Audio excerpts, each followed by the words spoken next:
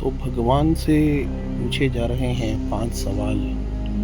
और ये 5 सवाल हर किसी के मन में आते ही आते हैं। बने रहिएगा वीडियो के अंत तक और ईश्वर की रोशनी में जाने के लिए चैनल को लाइक, सब्सक्राइब और शेयर करें। तो ये है वो 5 सवाल।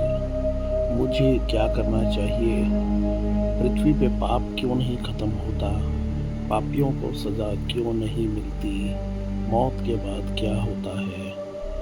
और हम बार बार पैदा क्यों होते हैं?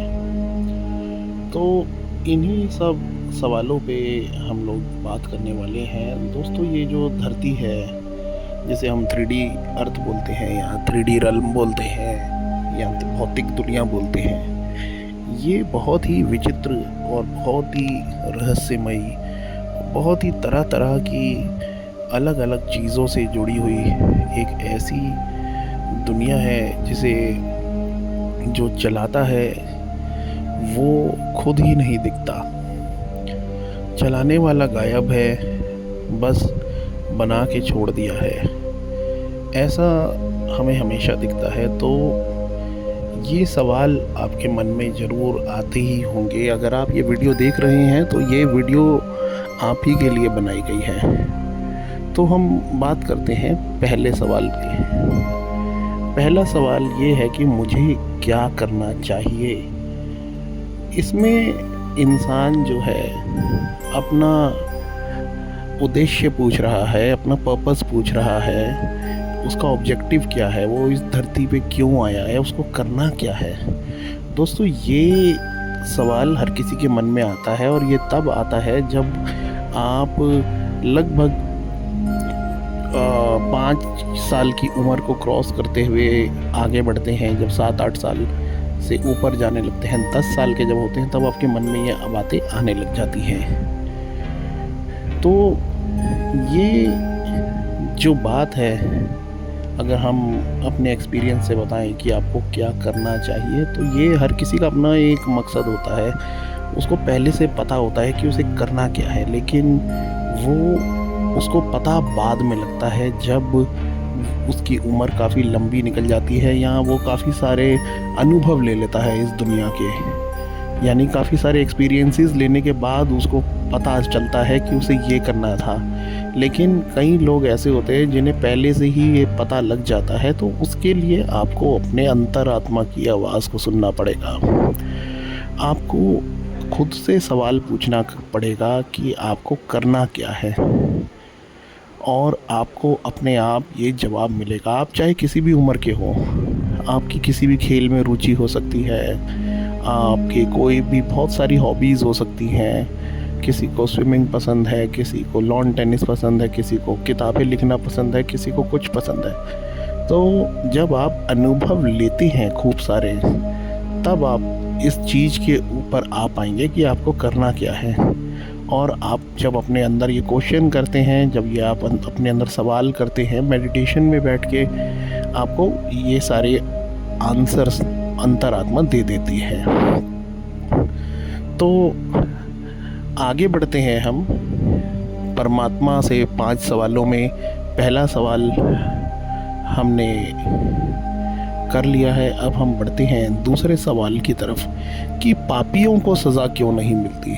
दोस्तों, ये क्वेश्चन, ये सवाल बहुत इम्पोर्टेंट है, क्योंकि इस दुनिया में इतना पाप है कि हमें समझ नहीं आता कि इंसान जाए तो जाए कहाँ।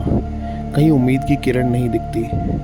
दोस्तों, पापियों को सज़ा क्यों नहीं मिलती, किस लिए नहीं मिलती, इसके बारे में काफ़ी सारे लोगों का ये कहना है कि ये जो 3D वर्ल्ड है, इसका इस तरह से निर्माण हुआ है, इस तरह से इसको बनाया गया है कि यहाँ पे ऊपर के लोगों से भी लोग आते हैं, नीचे के लोगों से भी लोग आते हैं।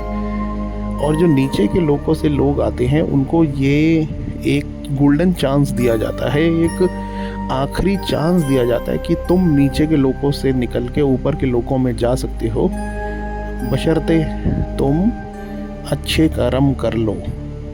लेकिन उनमें से काफ़ी सारी आत्माएं समझ भी जाती है। अब 100 में से एक ही आत्मा, इस तरह से 2 ही आत्मा समझ जाती है, क्योंकि उनकी फितरत ही ऐसी होती है और उनका नेचर ही ऐसा होता है। इसलिए बाकी जो जितनी भी आत्माएं होती हैं जो वहाँ नीचे के लोगों से आई हैं वो हमेशा नकारात्मक काम ही करती हैं, क्योंकि वो शैतान के प्रभाव में रहती हैं और वो यहाँ आपके 3D वर्ल्ड में भी आके यही सब काम करती है, क्योंकि उन्होंने ऊपर के लोगों के बारे में जानने की कोशिश भी नहीं करी है। और जब वो वापस फेंके जाते हैं नीचे तब उन्हें लगता है कि हमने एक बहुत बड़ी उम्मीद की किरण खो दी।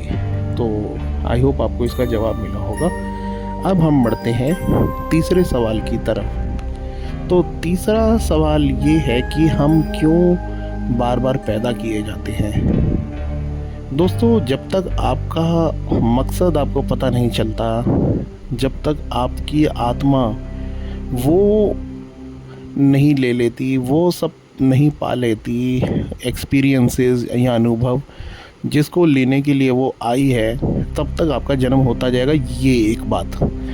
दूसरी बात ये होता है कि कुछ ऐसे एलियंस जैसे लोग हैं या दूसरी सभ्यताओं के लोगों ने कुछ समय के लिए इस धरती को 3D वर्ल्ड को अपने कब्जे में कर लिया है, क्योंकि वो प्रकृति के इस नियम को तोड़ना चाहते हैं कर्मा के, जिसमें नीचे के लोगों से भी आत्माएं आती हैं और ऊपर के लोगों से भी आती हैं और वो अपने कर्मों के मुताबिक लोगों में जाती हैं, ऊपर के लोगों में जाती हैं और ऊपर के लोगों में जाती हैं। लेकिन वो यहाँ पे इस तरह से कब्जा कर लेते हैं क्योंकि उन्हें पता है कि वो ऊपर के लोगों में इतनी आसानी से नहीं जा पाते, ऊपर की डायमेंशंस में इतनी आसानी से नहीं जा सकते, क्योंकि उनके कर्म बहुत ख़राब हैं, उनके काम बहुत ख़राब हैं और वो जो परमपिता परमेश्वर है उसको बिल्कुल भी फॉलो नहीं करते, उसको रिजेक्ट कर चुके हैं। इसलिए वो खुद यहाँ पे अपने आप को भगवान स्थापित करना चाहते हैं, इसीलिए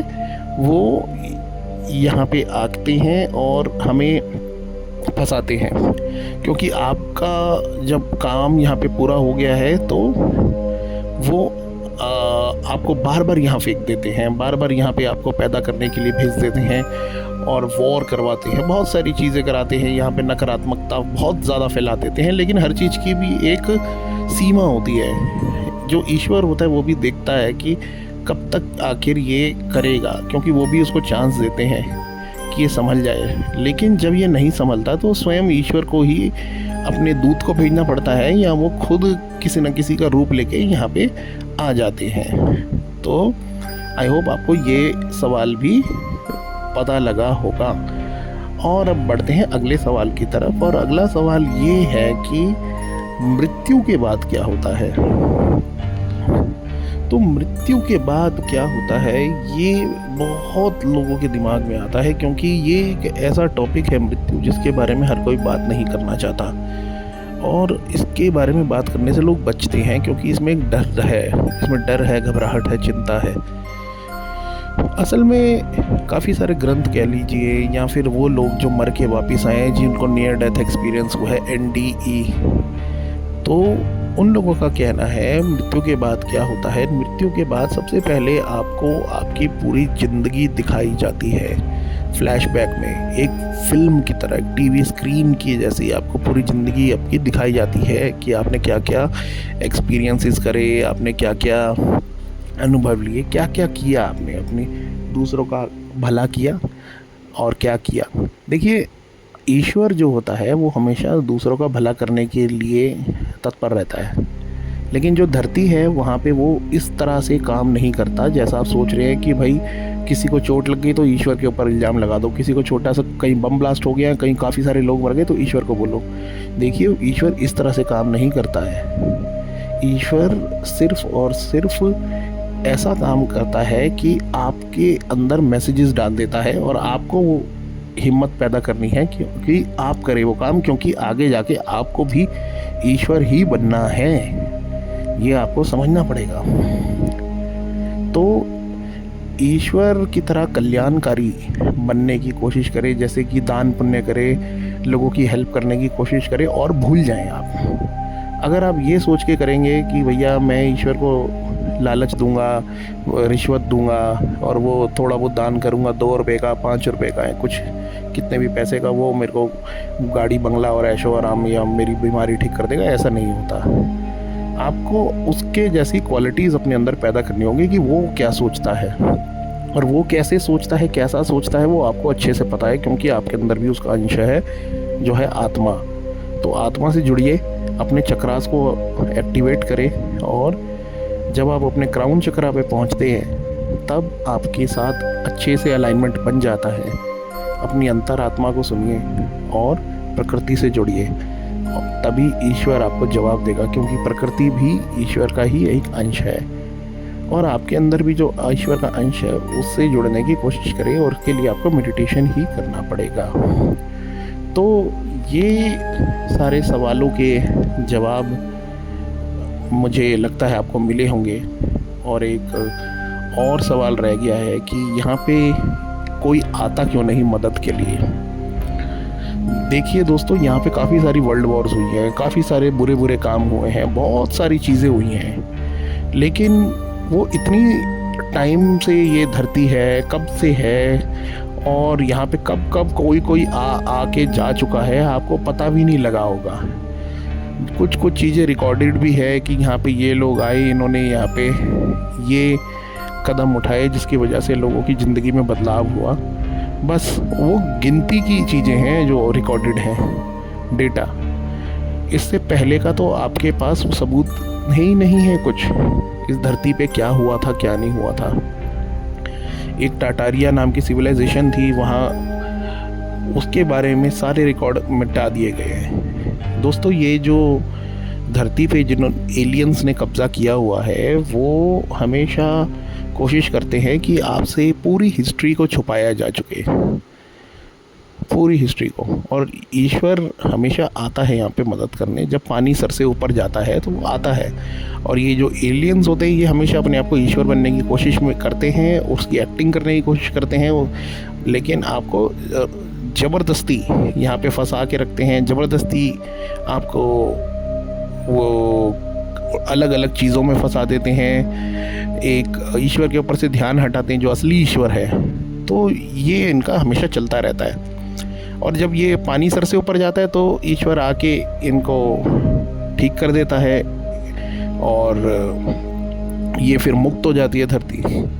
लेकिन वापस ईश्वर को जाना होता है, क्योंकि ईश्वर चाहता है कि आप अपने पैरों पे खड़े हो और आप अपने अंदर हिम्मत ऐसी पैदा करें। इसलिए उसको जाना होता है वापस। चाहे जीसस आए, ये महावीर आए, गौतम बुद्ध आए, नानक आए, जितने भी आए इस तरह के लोग, मोजेस, ये सब, तो इनका यही एम रहता है कि आप खुद उनकी क्वालिटीज़ पैदा करें और आप खुद इस दुनिया को निर्माण करें ईश्वर की सोच से। अब परमपिता परमेश्वर ही सारा आपकी जगह बैठ के सारे काम करने लग जाएगा, तो फिर आपका क्या फ़ायदा है यहाँ पे?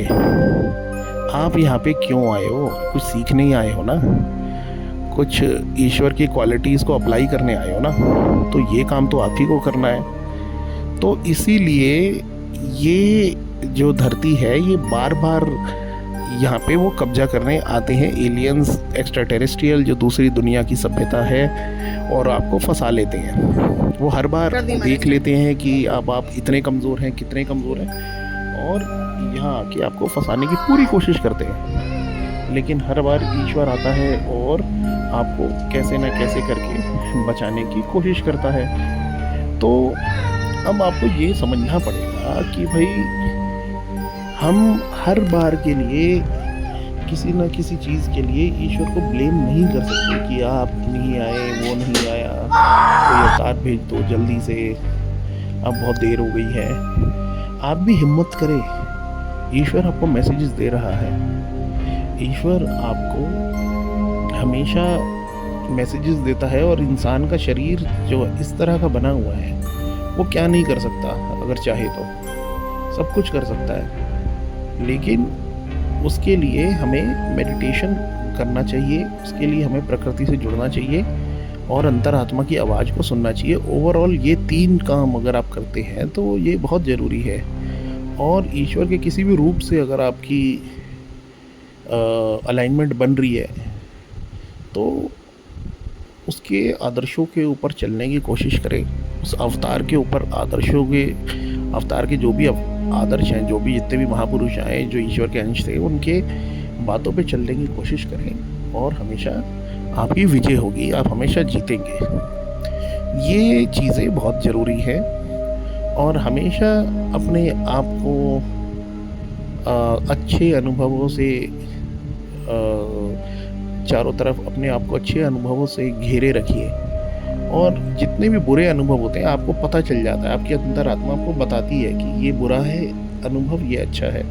अपने आप को बुरे अनुभवों से जितना हो सके दूर रखें, लेकिन आपको ये पता भी होना चाहिए कि कौन सा बुरा है कौन सा अच्छा है, और आपको बुरे अनुभवों की पूरी नॉलेज होनी चाहिए। लेकिन इसका मतलब ये नहीं है कि आप भी उसके अंदर पूरी तरह मिल जाए और अपने आप को तैयार कर लें नीचे के लोकों में जाने के लिए, निचली डायमेंशंस में जाने के लिए।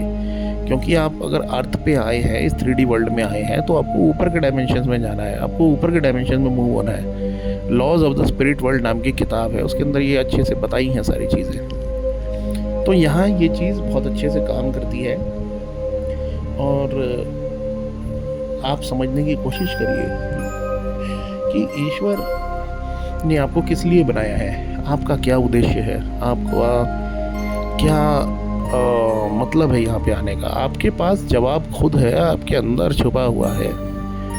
आप यहाँ तक अगर टिक पाए हैं इस वीडियो में, तो मतलब ये वीडियो पूरी तरह आप ही के लिए बना है। तो इसी बात पे इसको सब्सक्राइब ज़रूर करें, शेयर करें, लाइक करें और उन आत्माओं को ये वीडियो ज़रूर भेजें जो लोग ईश्वर की रोशनी में जाना चाहते हैं। क्योंकि यहाँ पे अभी इस समय ये जो 2020 के बाद का जो समय है, इसमें शैतानी शक्तियों ने इस धरती को पूरी तरह से जकड़ लिया है। अब हमें अपने ईश्वर के अंश को पूरी तरह से जागृत करना है और ये जो क्रिएटर है, वन इन्फिनिट क्रिएटर यानी कि परम पिता परमेश्वर, उसके साथ हमें पूरी तरह से अलाइन रहना है। और वो हमें कह रहा है कि आप अब जाग जाओ, अब जागने का समय आ गया है, पीछे मुड़ने का समय नहीं है। अब परम पिता परमेश्वर के किसी अंश के आने का समय हो चुका है। अब आप लोगों को केवल मेडिटेशन करना है, अपने शरीर का ध्यान रखना है, अपने घर परिवार का ध्यान रखना है और अपने आप को हमेशा उन मैसेजेस, उन संदेशों को पकड़ना है टेलीपैथी से जो ईश्वर आपको देना चाह रहा है। अभी का समय बहुत इम्पोर्टेंट है, बहुत ज़रूरी है। अब मैं बार बार कह रहा हूँ, अगर इस समय अगर आप अटक गए तो फिर अटक ही जाएंगे।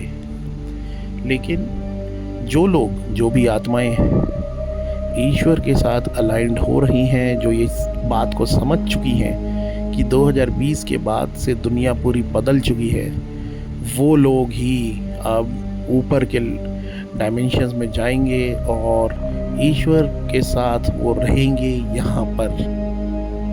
जी हाँ, और ईश्वर आपको हमेशा अपनी छत्र छाया में, अपनी रोशनी में रखेगा और ईश्वर की रोशनी का अनुभव लेना अब बचा हुआ है। उस अनुभव को लेने के लिए सारी आत्माएं तड़प रही हैं। ईश्वर की रोशनी का अनुभव कैसा होता होगा, ईश्वर की रोशनी का अनुभव आपको जानने के लिए अपने ईश्वर से मिलना पड़ेगा। Thank you, have a nice day.